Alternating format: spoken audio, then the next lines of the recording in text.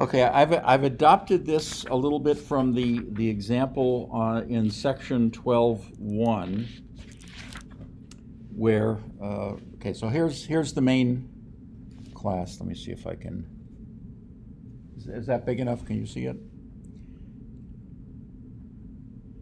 All right, so it's a very stylized thing. So you have this bank, and it has it's representing the quote accounts as just an array of doubles. Again, that's fine. It's a simple example, and what it does is it'll initialize each account with the same value.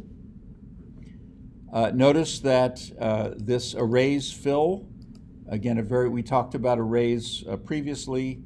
The arrays class, which has a static method called fill, and what you do is you give it an array and a value, and what it does is it just kind of fills.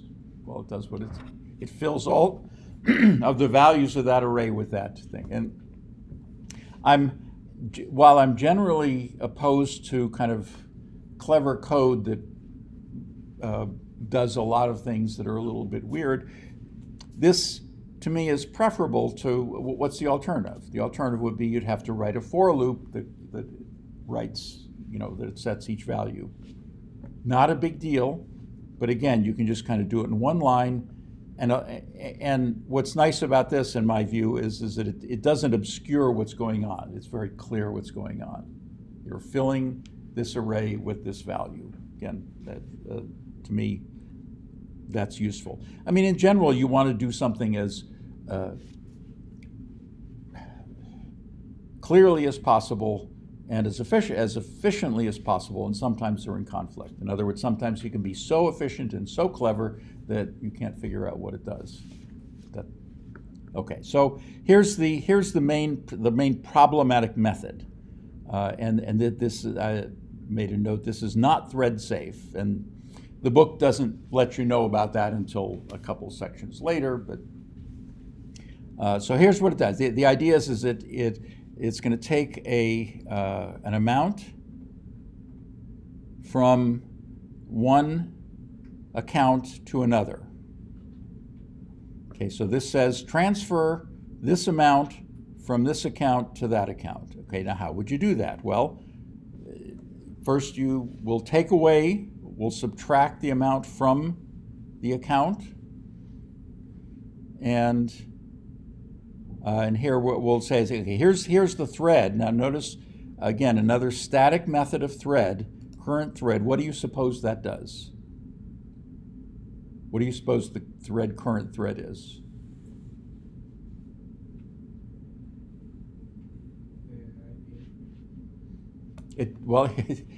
It's the current thread that's actually, in other words, if you have multiple threads that could be accessing this, then the current thread is the one that's actually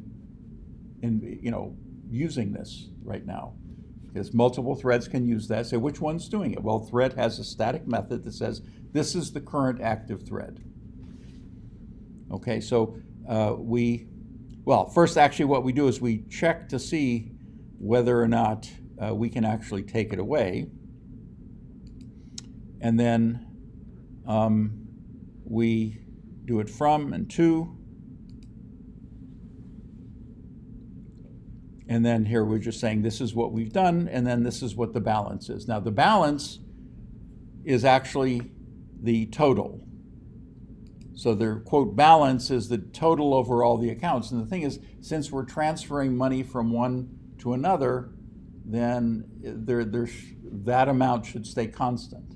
In other words, there's a fixed number, there's a fixed amount of money in all these accounts, and if we transfer one from one account to the other, then that quantity should stay fixed, and it should basically always stay the same. And what we'll see is that it doesn't always stay the same. Okay, so that's that class. Is it clear kind of what's going on? So every time we call this, we're gonna just take some from this and put it in that.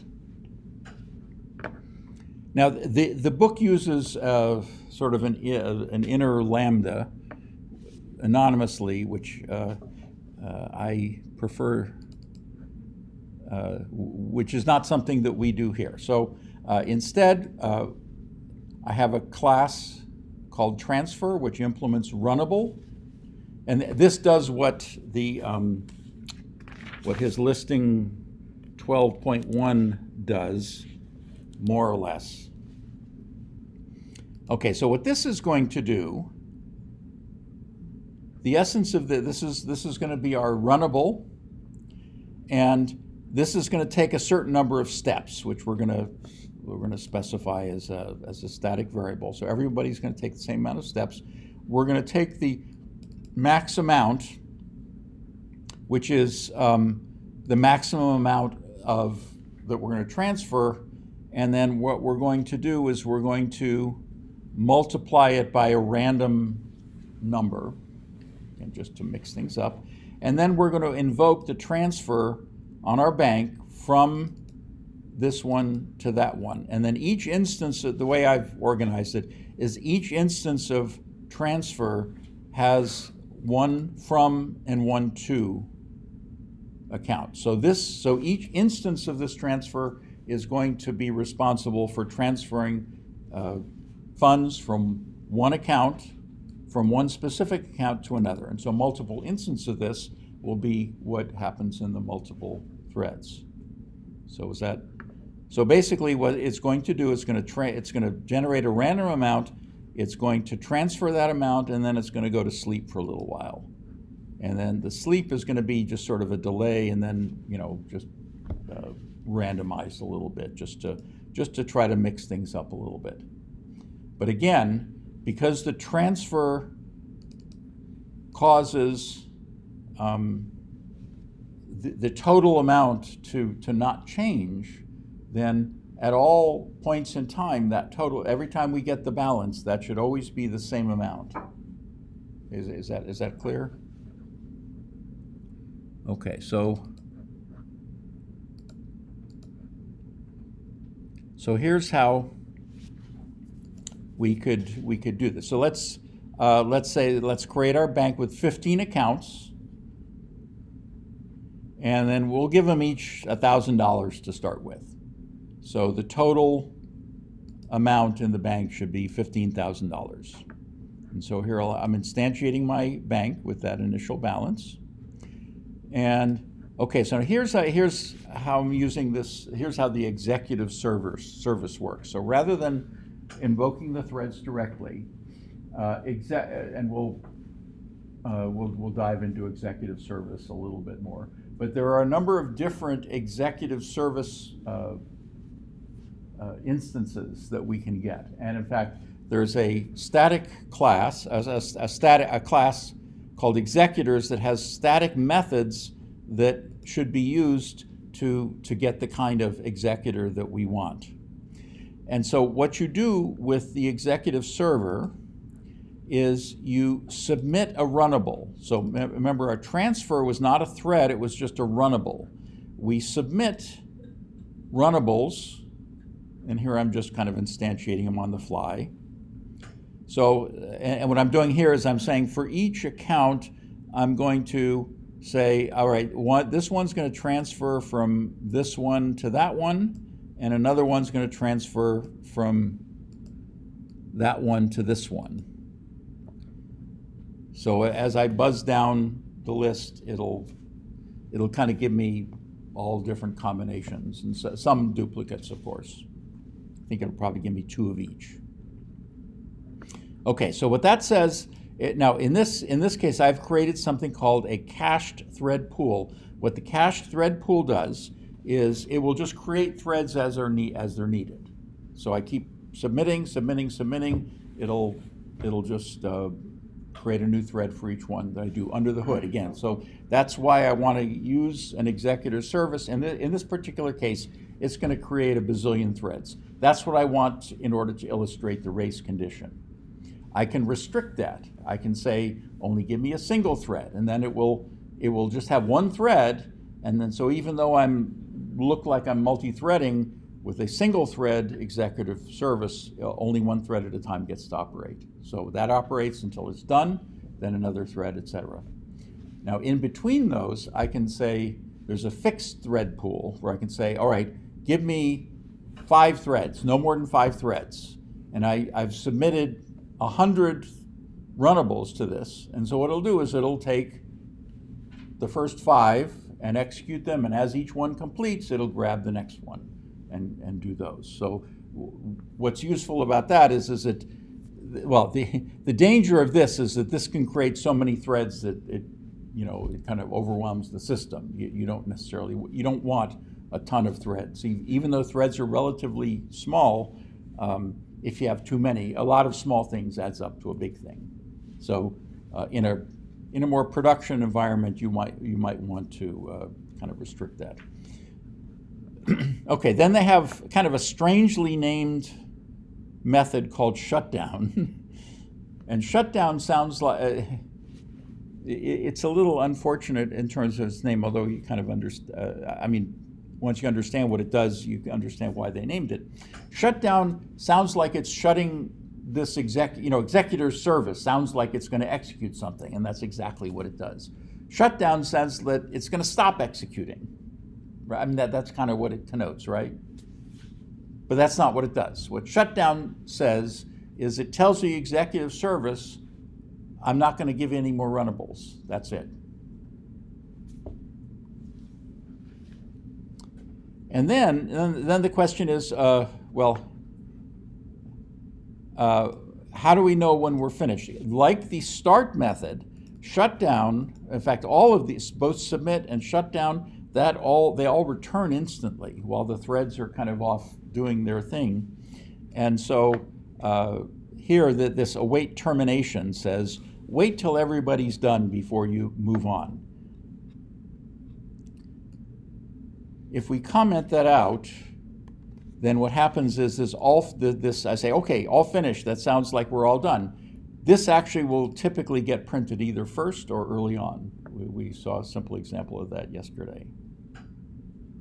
So if I comment out the await termination and I run it, then okay, a bunch of stuff happened, but where's the all finished? The all finished was back here. It actually, a couple of threads got in beforehand, but then notice we said we're all finished before we were actually all finished. So that was badly named. All right, so let's,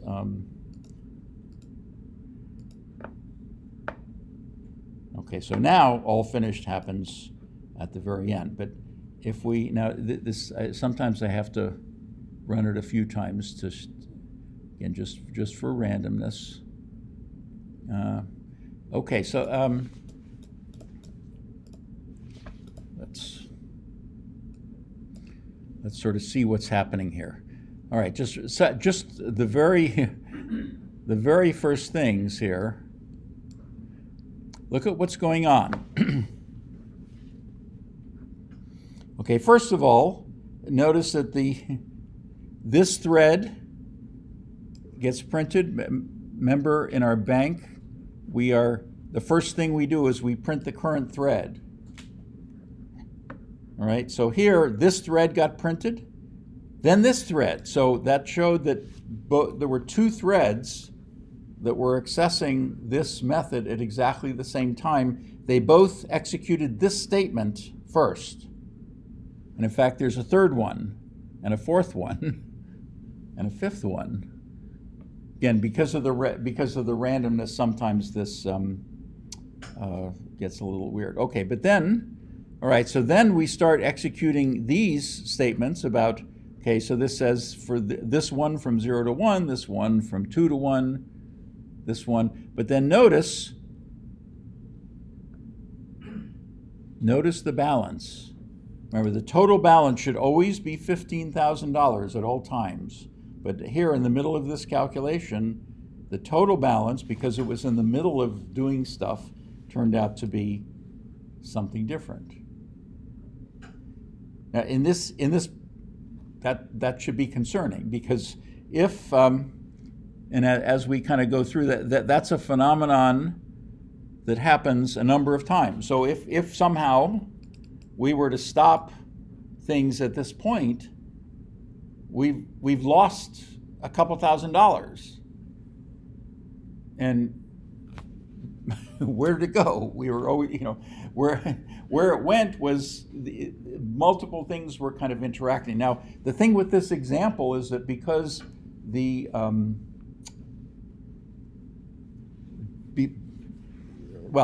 in the end, eventually everything kind of sorts itself out in the very end. In the very end, we haven't necessarily lost anything. But what this does show, this is what illustrates the race. This is the race condition right here. That should never happen. You should never see a total balance which is less than $15,000, which is the total amount in this case. That should never be the case. I mean, that state exists only between these two calls, between these two statements, where I subtract it and then I add it. So that intermediate thing only exists for that one little bit of time here. And notice there's not even a delay in there, but because multiple threads are hitting this at the same time, then all of a sudden things are going south a little bit.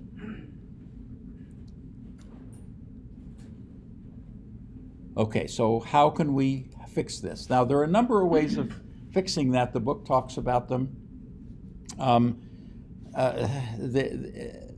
The fact that there are so many is kind of an indication that this is an inherent problem in multi-threading. That is, regardless of what language you're using, having to deal with race and deadlock conditions is something that you have to deal with, and no amount of help from the language, like with these executor services, can ultimately completely solve the problem. The problem here is that we want to, we need this entire block of code to be executed before it relinquishes it to another thread. And that's not happening here, as you can see. Because there are all these different steps, multiple threads kind of get in. And you can set up examples where some of these losses can be more permanent. Again, in this particular example, you ultimately never lose anything completely, just the way the example's set up. But there are examples you can set up where you actually, the number just totally goes south. So the task to solve this in this particular case is, there are various names for this. Critical sections is kind of one. In other words, here's a section of the code that even though there are other parts where multiple threads are fine, this section is one where it's not fine. In other words, we want to make sure that only one thread at a time can access this block of code. There are a couple ways to do that. One way is to use the synchronize keyword. We can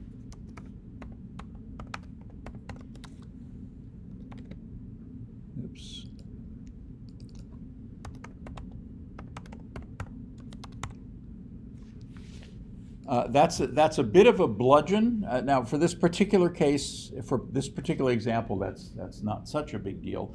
But if you have a longer method and there's only one section of the code that you want to do, making the entire method synchronize. The synchronize says that any thread that tries to call this method will have to queue up, and they'll only let them in one at a time. That's what that does. And well, as we can see, now when we run it, we never get a situation where everything is always completely fine. And so that's one way. So using the synchronize keyword. And for this particular case, it's not such a big deal because again, the method just has this one block. But if you have a larger method that has other things, you may want to allow certain bits of the code in that method to be executed with multiple threads because it doesn't hurt. And then there's this one block that we want to make sure only gets executed if one thread at a time. So the more fine-grained control of that is to use what's called a lock. And Java has provided a class called a reentrant lock. And so I like to, I forget how the book does it. I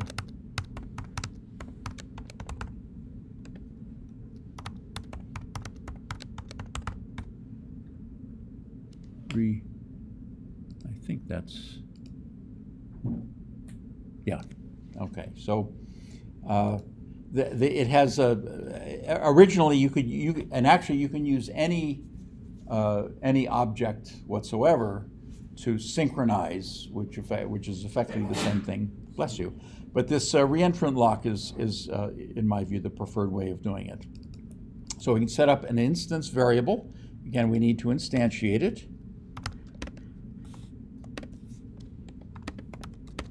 And this is just an object that will that we can use to lock certain blocks of code and make sure that only one thread does it. In other words, a thread that wants to execute, in this case, this block of code, needs to acquire the lock, and another thread that comes along that tries to acquire the lock, if the lock has already been acquired by someone else, by another thread, then it has to, what the heck?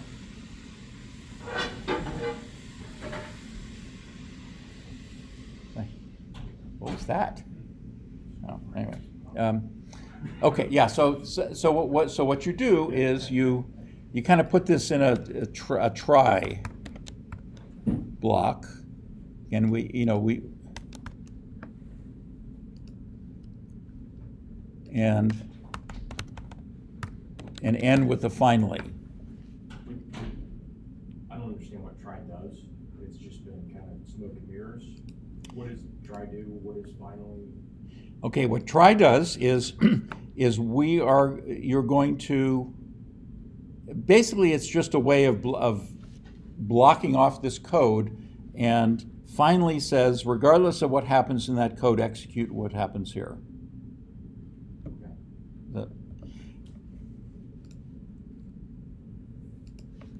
Okay, so what we do with this is we acquire the lock. And we acquire the lock by saying lock. So a thread that enters this will the first one in acquires this lock. Now, if we don't release it, then basically things grind to a halt. And so the finally says is we unlock. Okay, so I think those are pretty well named. So lock basically locks up this block of code and says, first one in gets the lock. Anybody else, they got to queue up. All the other threads have got to wait for it. And then what the finally does is finally says, when I'm done, I'm going to unlock it.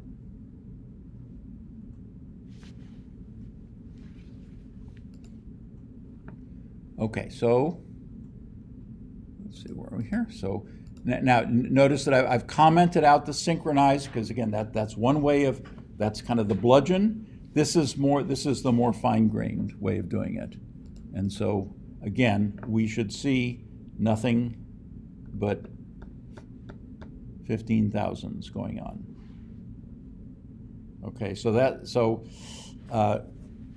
again, the takeaways are, be aware of race conditions such as this when there's multi-threading going on, and the thing is where things get a little bit dicey is when we start with graphical interfaces, because there's always a graphics thread that we have to deal with, and if we're if we're responding to what the user is doing with that, then a lot of times we want to respond to that user in another thread and make sure that thread is not the graphics thread. And if we're not careful, we can put a long-standing execution on that graphics thread, which effectively locks it up.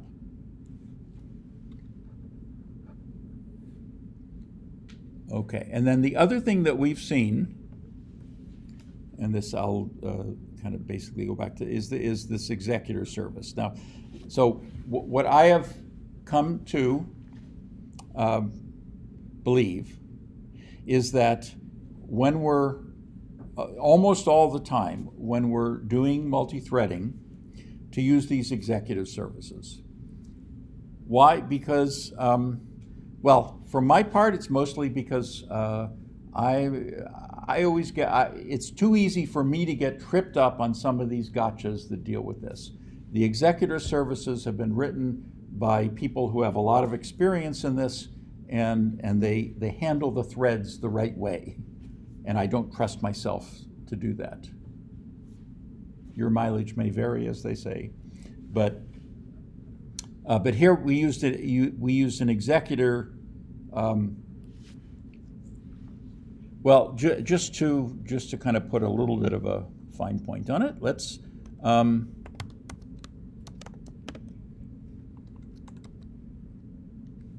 We see that there are, as you see, there are a whole bunch of, you can get pretty fancy with it. Here's a single thread executor. So this executor now is just going to have a single thread. See, if we look at how we did before, notice each thread. So here's this thread. These are the names of the thread. So we have here, this is 2, 3, 7, 5, etc. Now what we're going to see is what this is going to do is, because this is going to only allow one thread at a time to execute and only execute the next thread when it's all done, is what we will see is just one thread humming away until it's done. You notice it's taking a while.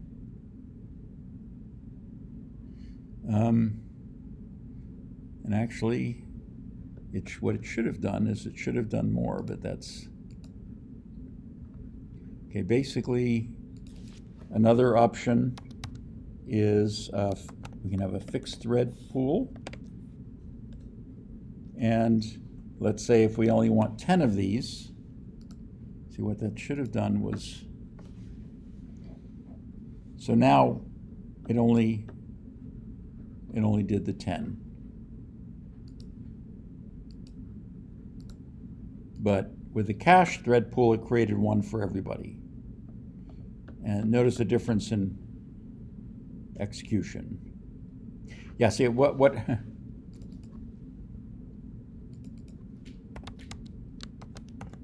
okay, what was happening here, oops, no, was that it was reusing the threads. So when it created the single one, notice here when we ran it, there are all these different ones. The single thread creates one single thread and then executes that, reuses that thread for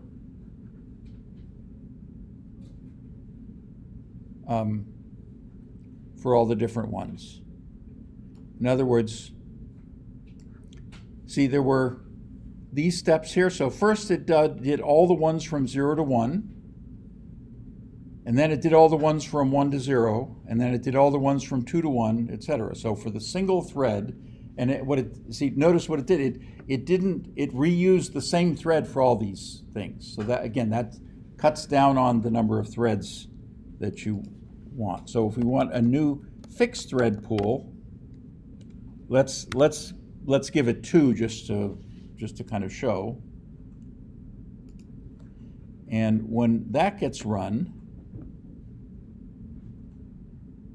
see, it's reusing the same 2.